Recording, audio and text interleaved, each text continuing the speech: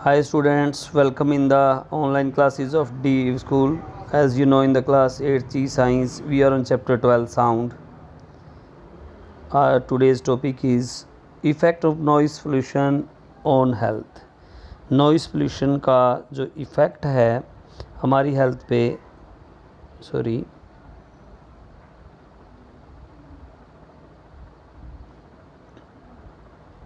effect of noise pollution on health. It has now been well established that presence of excessive noise in the surrounding can cause many health related problems. अगर हमारे surrounding में हमारे environment में बहुत ज़्यादा noise होगी तो उससे हेल्थ प्रॉब्लम स्टार्ट हो जाएंगी. The ill effect of noise are many. इसके बहुत सारे बुरे प्रभाव पड़ेंगे. It may affect the psychology as well as the physiology of the affected people. We list below some of the effects that noise pollution can cause on the human health through its continuous effect or large period of months or years. हमने यहाँ एक list बनाई है जिसमें कि कुछ महीनों या कुछ सालों तक अगर ये नॉइस ऐसे ही चलती रहती हैं तो क्या इफ़ेक्ट हमारे शरीर पर पड़ते हैं, क्या बीमारियाँ हमें हो सकती हैं. The first one is the most immediate effect is deterioration of the mental health. हमारी मेंटल हेल्थ पे सबसे पहले बुरा प्रभाव पड़ता है. Continuous noise can create panic. लगातार अगर नॉइसेस चलती रहेंगी तो उसे पैनिक क्रिएट हो जाता है. The affected person may become jumpy and her or his frustration level may increase. Frustrated हो जाता है जो पर्सन है जिस पे इसका इफ़ेक्ट पड़ता है, वो बड़ा चिड़चिड़ा स्वभाव हो जाता है उसका. It may also result in lack of concentration of mind. Mind की कंसंट्रेशन में भी कमी आ जाती है. Noise pollution also affect human heart. Noise pollution से क्या है, ह्यूमन हार्ट पे भी बड़ा बुरा प्रभाव पड़ता है. It may also cause lack of sleep, hypertension, nervousness, anxiety, decrease in the ability to memorise and extreme emotional behaviour. इससे सोने में कमी, नींद, अनिद्रा बोलते हैं उसको, नींद कम आती है, हाइपरटेंशन हो जाती है, नर्वसनेस, एंजाइटी और decrease in the ability to memorise. सोचने, याद रखने की क्षमता भी कम हो जाती है और एक्सट्रीम इमोशनल बिहेवियर आ सकता है. नॉइस पोल्यूशन में लीड टू हियरिंग एम्पायरमेंट. इससे बहरापन भी आ सकता है. On short term basis noise pollution can cause temporary deafness. इससे क्या हो सकता है, टेम्परेरी डेफनेस भी आ सकता है,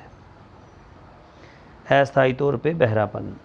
if noise pollution continues over a long period of time. बहुत लंबे तक समय तक अगर चलता रहेगा the person may get permanent damage of her or his eyes. जो पर्सन है उसके परमानेंटली डैमेज भी हो सकते हैं उसके years.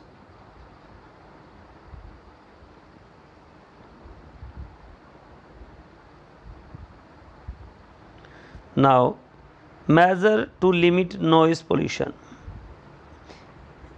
In this age of technological advancement, it is very difficult to completely eliminate all noise.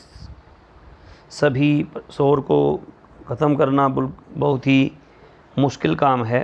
However, we must do our best to reduce the intensity of noise and thus help to minimise its harmful effect. इसीलिए क्या है, इसको ख़त्म तो नहीं कर सकते लेकिन इसकी इंटेंसिटी को कम किया जा सकता है. हम उसके लिए लगातार प्रयासरत रहते हैं. For this silencing device need to be install in aircraft engines, transport vehicles, industrial machines and home appliances. जो साइलेंस डिवाइसेस हैं, साइलेंसिंग डिवाइसेस उनको इंस्टॉल किया जाता है एयरक्राफ्ट के इंजन्स में, ट्रांसपोर्ट व्हीकल्स में, इंडस्ट्री की मशीन्स में और घर में होम अप्लाइंसेस में। We also need to restrict the use of loud speaker and amplifier in public places. और साथ ही साथ क्या कर देना चाहिए, जो लाउड स्पीकर हैं, एम्पलीफायर्स, उनका पब्लिक प्लेसेस में इस्तेमाल बंद होना चाहिए। Different industrial units must be set up for far away from residential areas और लोकेलिटीज़। जो बहुत सारी इंडस्ट्रीज़ हैं उनको, जो रिहायशी इलाके हैं, रेजिडेंशियल एरियाज़, उनको उनसे दूर उनको रखना चाहिए। Plantation of trees along road sides also help in observing sound. पौधे अगर रोड के दोनों साइड लगे होंगे तो वो भी साउंड को ऑब्जर्व कर सकते हैं।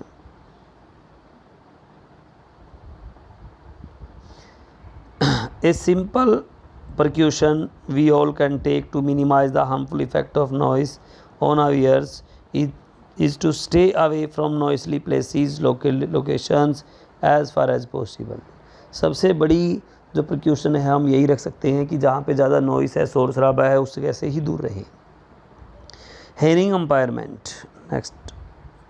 Total hearing impairment is a rare defect may be there from birth itself. जो हेयरिंग एम्पायरमेंट का टोटल जो डिफेक्ट है वो बर्थ से ही होता है। Partial disability is generally the result of the disease, injury और as.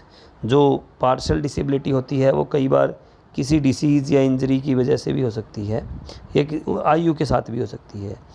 Bye learning sign language such person can still communicate effectively. जो साइन लैंग्वेज है उसको अगर लर्न किया जाए तो ऐसा व्यक्ति जो है वो आसानी से कम्युनिकेट कर सकता है। Technological devices for the hearing impaired have made it possible for such person to improve their quality of life. जो टेक्निकल डिवाइसेस हैं उनकी हेल्प से भी उस पर्सन को बड़ी हेल्प मिल सकती है। नीचे कुछ सिंबल्स दिखाए गए हैं जिनकी हेल्प से कोई हेयरिंग इम्पायर्ड पर्सन जो है वो उसकी हेल्प हो सकती है। इनका इस्तेमाल करके वो कम्युनिकेट कर सकता है, ABCD का इस तरह से यूज़ कर सकता है। ओके, आज हमारा चैप्टर रीडिंग जो है कंप्लीट हो चुकी है। कल से हम हमारे क्वेश्चन आंसर और कीवर्ड्स स्टार्ट करेंगे। आप आज के टॉपिक में से 4-5 क्वेश्चंस स्मॉल क्वेश्चन फ्रेम करने की कोशिश करेंगे। Okay, be at home, be safe, thank you so much.